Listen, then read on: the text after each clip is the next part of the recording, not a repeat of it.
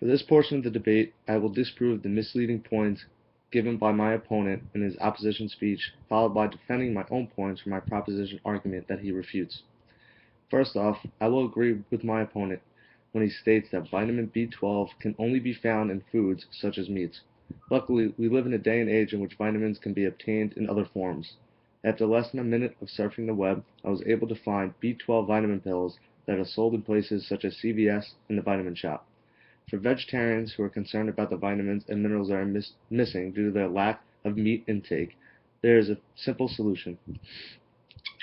A few moments later, as well as in the very end of the video, my opponent mentions that you need meat to obtain the appropriate amount of protein for a healthy diet. This is false and misleading, mainly due to the poor example he chooses to use.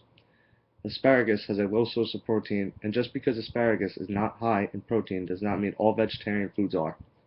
Although they might not be as high in protein as meats, foods such as nuts, seeds, soy, cheese, and spinach all have enough protein to sustain a healthy diet, making my opponent's comparison between protein in asparagus and meat irrelevant.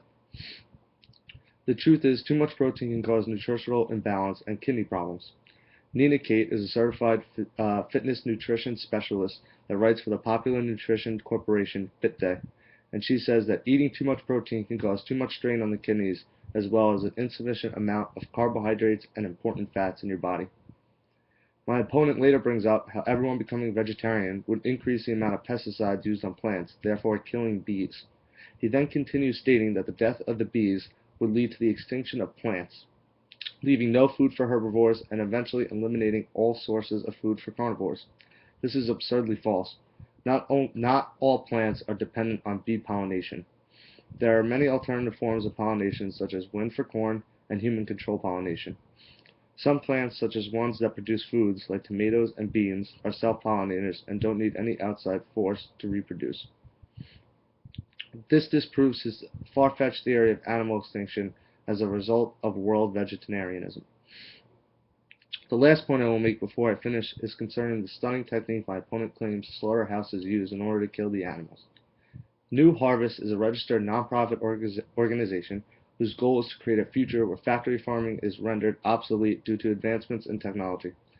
This organization investigated the reality behind the stunning technique mentioned previously. They found that it is actually common that improper stunning techniques are used by workers. Therefore, the animals feel the shackling and bleeding out before their deaths. I don't know about everyone else, but that doesn't sound too